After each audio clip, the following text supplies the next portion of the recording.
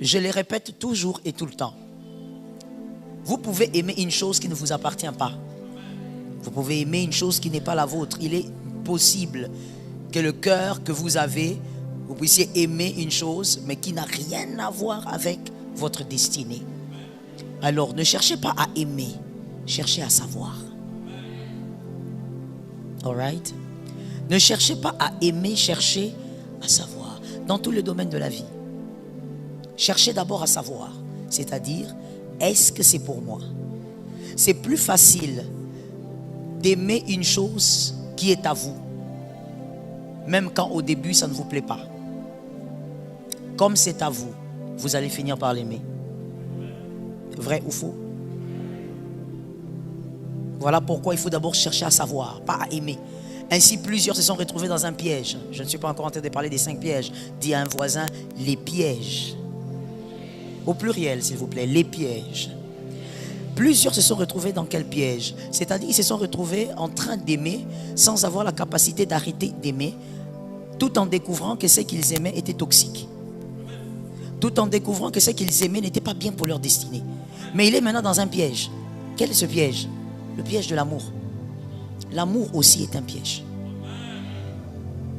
Vous voyez? L'amour est tellement un piège au point où il y a eu Jean 3,16.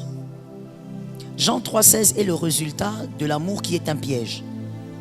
S'il ne t'avait pas aimé, il ne serait pas venu mourir. Il s'est fait humilier parce qu'il t'avait aimé.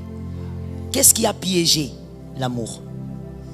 Ainsi, il est préférable, par sagesse, de connaître d'abord avant d'aimer. C'est-à-dire, savoir si cette chose est à vous, si ça fait partie de votre destinée.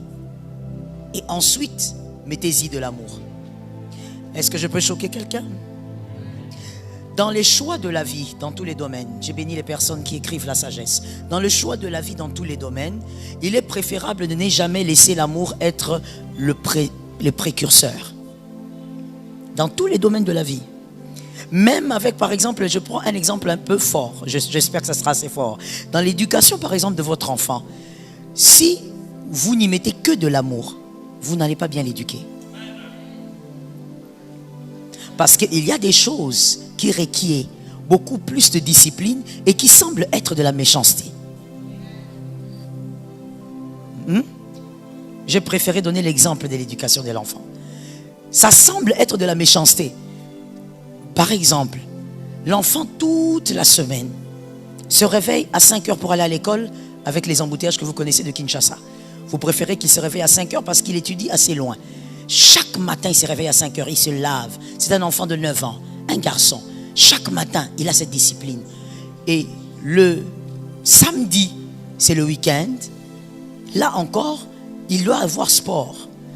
Mais vous pouviez très bien lui mettre l'heure du sport à 10 heures. Mais vous décidez de le mettre quand même à 5 heures. Alors que ça pouvait être le seul jour pour lui de se reposer. Pourquoi le faire? Ça a l'air d'être un peu méchant. Il faut le laisser un peu dormir. Mais pourquoi le faire? Si un parent le faisait, ce serait quoi la motivation? La discipline. Que toute sa vie, il sache qu'il doit faire les choses tôt.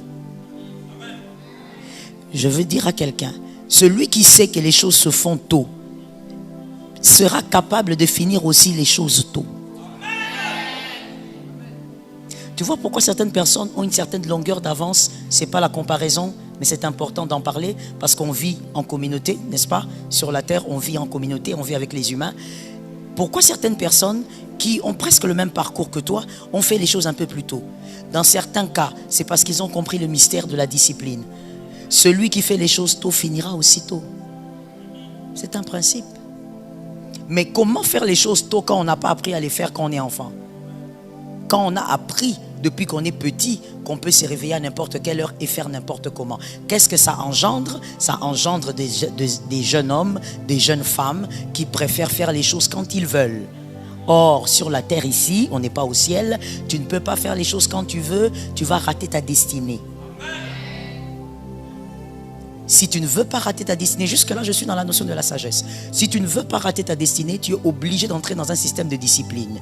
C'est-à-dire apprendre à faire ce que tu dois faire, même quand tu ne veux pas. Quand tu commences là, tu es sur le chemin de la discipline. faire ce que tu dois faire, surtout quand tu ne veux